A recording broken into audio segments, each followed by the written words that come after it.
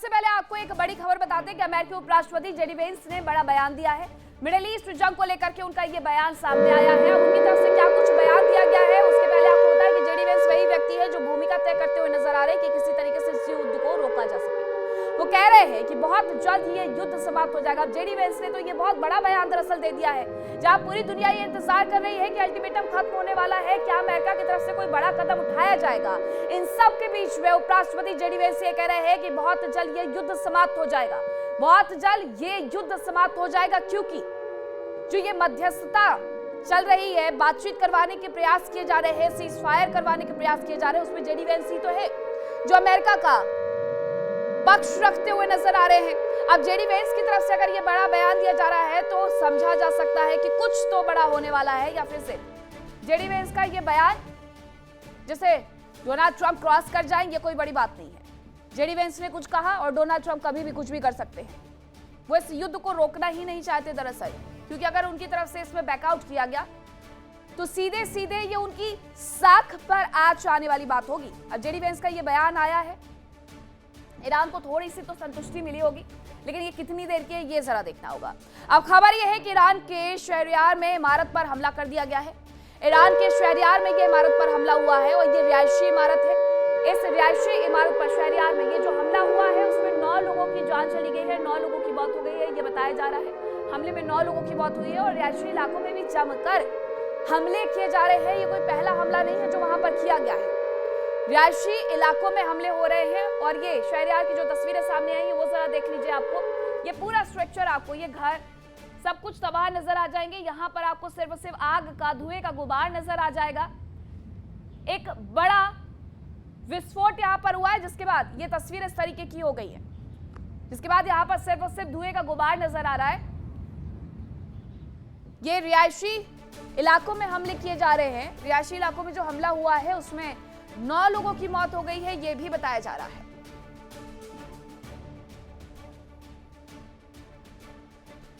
अब बात करेंगे ट्रंप की डेडलाइन की।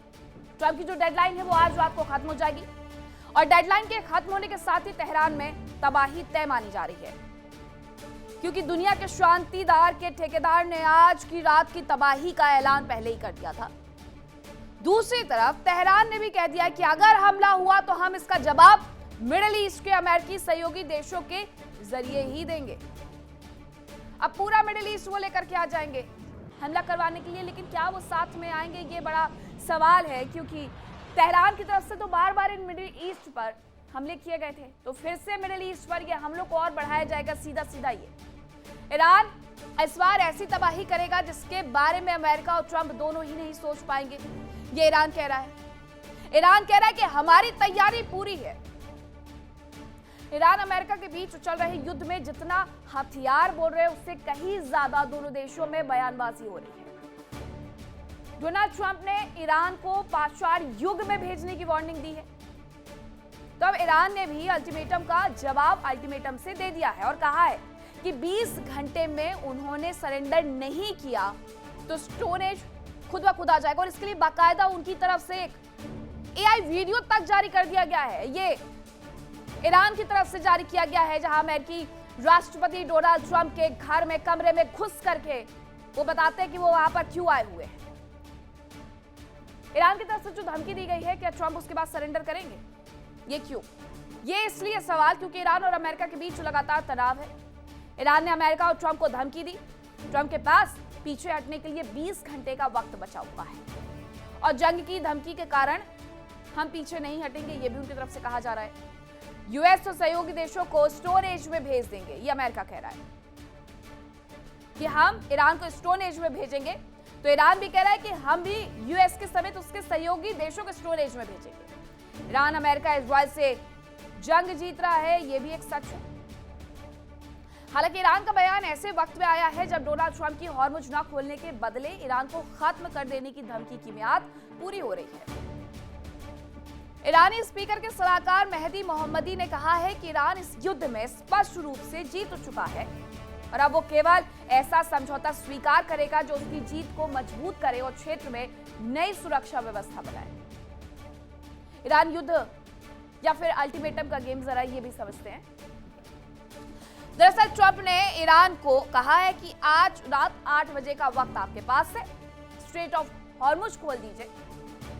हॉर्मुज नहीं खोला तो अमेरिकी सैन्य कार्रवाई वहां पर की जाएगी, ये उनकी तरफ से कहा गया है। और ट्रंप की धमकी को आईआरजीसी ने तुरंत खारिज कर दिया है कि आईआरजीसी कह रहा है कि हम इस धमकी को मानते ही नहीं है।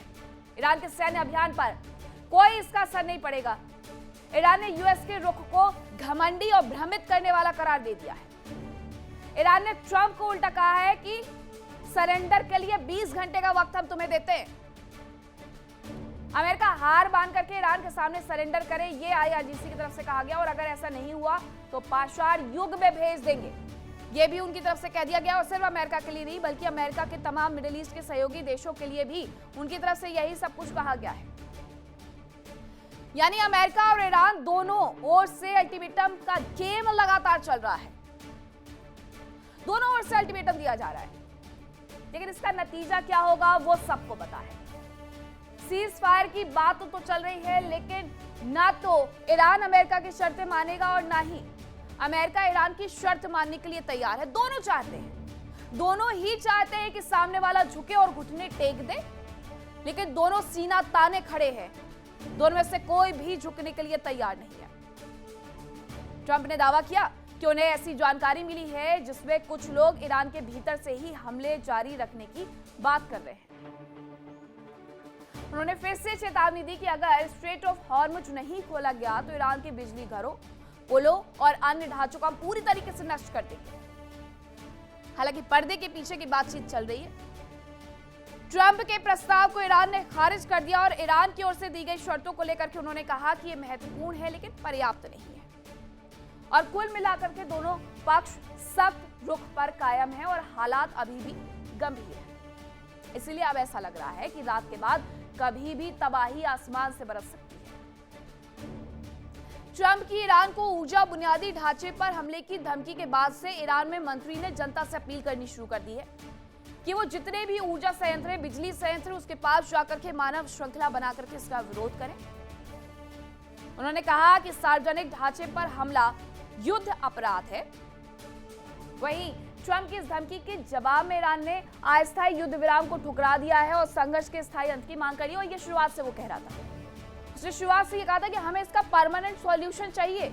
ये नहीं कि 10 दिन, 5 दिन, 4 दिन, 3 दिन, 2 दिन के लिए सीज फायर कर दिया है, नहीं चाहिए हमें। ईरान ने जो शांति प्रस्ताव ठुकराया है उसमें क्या कहा जरा वो बताती हूं। अस्थायी युद्ध विराम नहीं चाहिए, स्थायी अंत चाहिए, उनकी तरफ से साफ ये कह दिया गया है। ईरान पर लगे जितने भी प्रतिबंध हैं वो सब अमेरिका को हटाने होंगे और हॉर्मुज में जहाजों के आवागमन में सहयोग पर भी जोर दिया जा रहा है। क्षतिग्रस्त ढांचों के पुनर्निर्माण में सहयोग चाहता है ईरान और भविष्य में कभी भी हमला ना हो ये गारंटी। ये पूरा एक 10 पॉइंट का लिस्ट तैयार किया गया है ईरान की तरफ से, जो कि अमेरिका को भेज दिया गया है कि शांति इन्हीं मुद्दों पर होगी। इन 10 पॉइंट को मानिए और उसके बाद शांति की बात करने आइएगा। हालांकि इन सब में जंग के बीच में ईरान के सुप्रीम लीडर मुस्तफा खामनेई ने कहा है कि इस्लामिक रेवोल्यूशनरी गार्ड कॉर्प्स यानी आईआरजीसी के टॉप कमांडर्स की हत्या के बावजूद देश की सैन्य ताकत और लड़ाकों का हौसला कमजोर नहीं होगा। हमारे लड़ाके इन टॉप कमांडर्स की शहादत से नहीं डगमगाने वाले हैं और दुश्मन को मुंह तोड़ जवाब देंगे, ये मुस्तफा खामनेई की तरफ से कहा गया। दरअसल सोमवार को आईआरजीसी के वरिष्ठ अधिकारी मेजर जनरल माजिद खादेमी की हत्या के बाद ये बयान उनकी तरफ से दिया गया। उन्होंने जोर देते हुए कहा कि ईरान के लड़ाकों और सशस्त्र बलों की एकजुटता इतनी मजबूत है कि आतंकवाद और अपराध उनके संकल्प को कभी भी कमजोर नहीं कर सकते हैं। यूएस को ईरान करारा जवाब देगा। मुस्तफा का जो बयान आया उससे यही लगता है। मुस्तफा खामनेई ने एक लिखित बयान जारी किया, हमारे मजबूत मोर्चे को कोई दरका नहीं सकता है, ये उनकी तरफ से कहा गया है। आईआरजीसी के जवान हर मोर्चे पर जवाब दे रहे हैं, ये भी उनकी तरफ से इस लिखित पत्र में कहा गया। दुश्मनों के खिलाफ हमारा संकल्प अडिग है। अमेरिका और इजराइल को जवाब दिया जा रहा है। ये तमाम बातें मुस्तफा खामनेई ने अपने लिखित पत्र में कही है। हालांकि इन सब के बीच में एक सच ये है कि अब ट्रंप की डेडलाइन करीब आते जा रही है, लेकिन मंगलवार को भी ईरान के पीछे हटने का कोई संकेत नहीं मिला है। ईरानी सेना ने डोनाल्ड ट्रंप के बयानों को घमंडी बयान, बेबुनियाद धमकी करार दे दिया है। सेना ने कहा कि अमेरिकी और इजरायली सेनाओं के खिलाफ उनके अभियान जारी रहने वाले हैं, हम पीछे नहीं हटेंगे। ईरानी सेना के खातम अल-अंबिया केंद्रीय कमान ने डोनाल्ड ट्रंप को भ्रमित बताया और कहा कि इस्लाम के योद्धाओं के अमेरिकी और जियोनिस्ट दुश्मनों के खिलाफ अभियान लगातार जारी रहेगा। इन सब के बीच में ईरान के सरकारी टेलीविजन ने दावा किया कि अमेरिका और इजराइल द्वारा जमीनी आक्रमण होने पर 1.4 करोड़ लोगों ने देश के लिए लड़ने का वॉलंटियर किया है। यानी ट्रंप के डेडलाइन खत्म होने के समय जैसे जैसे करीब आ रहा है, वैसे वैसे ईरान मजबूत होते जा रहा है और मजबूती से मुकाबला कर रहा है। अब चलिए आपको बताते कि फिलहाल मिडिल ईस्ट में आखिरकार चल क्या रहा है। सऊदी अरब के औद्योगिक क्षेत्र में ईरान का हमला हुआ है। तेहरान में यूएस और इजराइल ने हमला किया है। इजरायली सेना ने ईरान के लिए चेतावनी जारी की कि रात 9 बजे तक ईरान में कोई भी ट्रेन से यात्रा ना करे।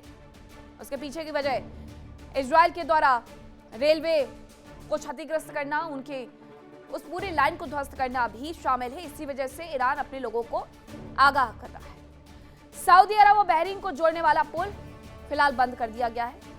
किंग फहद कॉजवे 25 किलोमीटर लंबा पुलों का वो नेटवर्क है।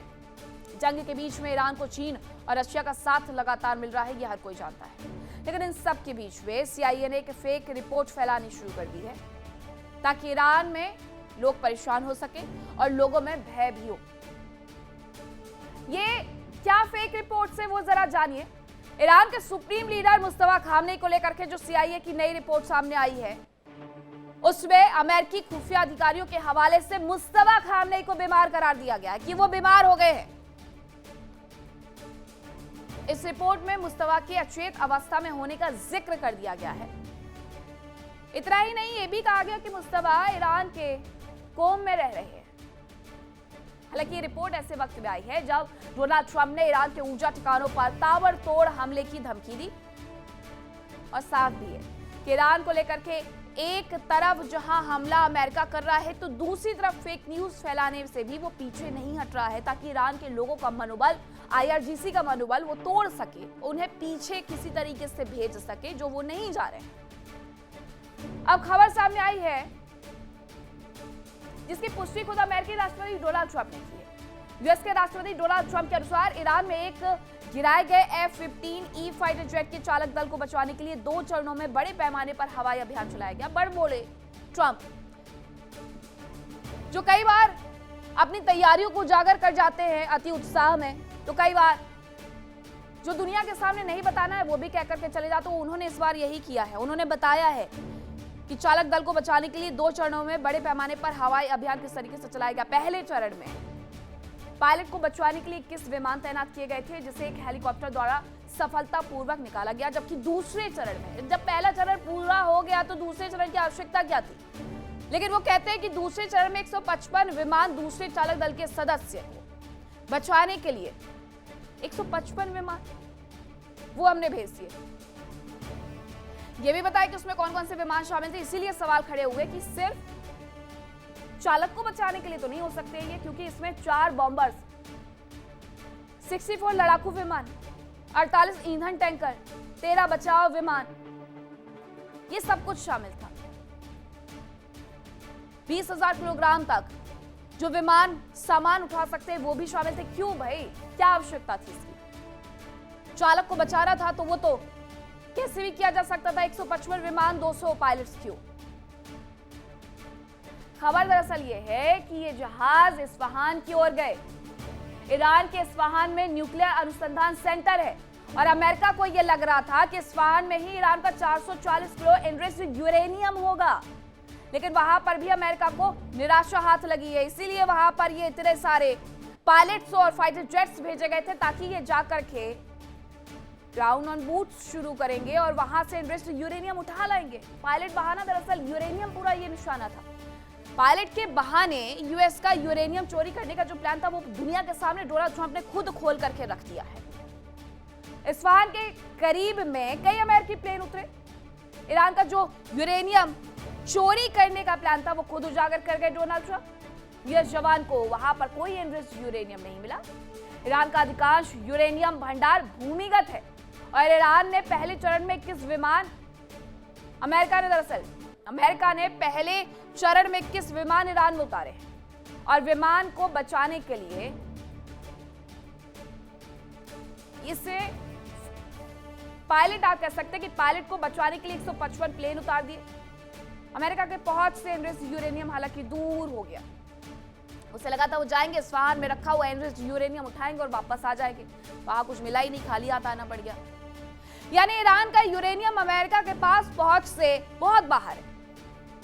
अमेरिका यूरेनियम और हॉर्मुज दोनों कारणों से परेशान नजर आ रहा है। कुछ पूरा नहीं हो पा रहा। 39 दिन, भयंकर तबाही, भयंकर नुकसान। मिला क्या?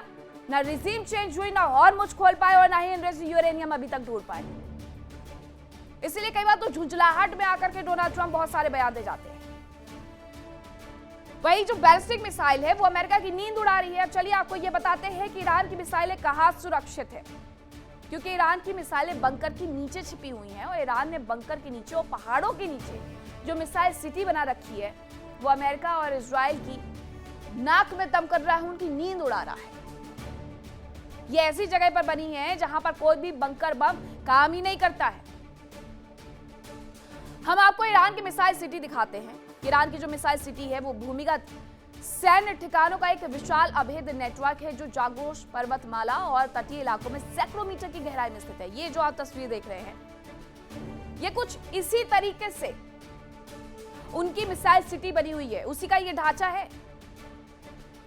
ये ठिकाने बैलिस्टिक या क्रूज मिसाइलों और ड्रोन को सुरक्षित रखने, उन्हें छिपाने, रेडी टू फायर मोड में रखने के लिए बने। अब आपको ये तस्वीर दिखा देते हैं। ये जो बार बार बातें होती है कि आखिरकार ईरान की मिसाइल सिटी अपने आप में एक ऐसा विषय है जिसे सुनने के बाद हर कोई उत्साह से लबरेज हो जाता है कि आखिरकार उसने कैसे किया। ये मिसाइल सिटी बना करके उसने अपनी तमाम मिसाइलों को यहाँ पर सुरक्षित रखा हुआ है। ये जागोस पर्वतमाला की श्रृंखला में उसे बनाया गया है। पहाड़ को पूरा खोद करके उसके अंदर एक सिटी बना दी गई है जिसपे सिर्फ उसकी मिसाइलें रखी हुई है।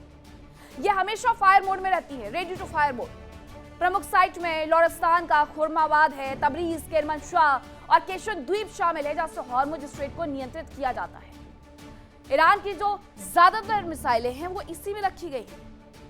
इस पर ना तो बंकर बस्टर बम का इस्तेमाल किया जा सकता है और ना ही वो कोई बहुत ज्यादा असर डाल पाएगा और ना खुद अमेरिका जाकर के वहां से उन्हें उठा करके ला सकता है। यानी एक तरफ ट्रंप का अल्टीमेटम खत्म होने वाला है, दूसरी तरफ ईरान ने भी तैयारी कर ली है। इसकी जो ये रेडी टू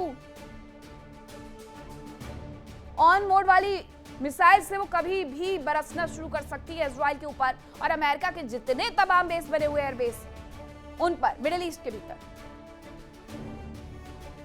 एक बात तो तय है, ईरान की तैयारी ये है कि वो किसी भी हार नहीं मानेगा किसी भी हाल में।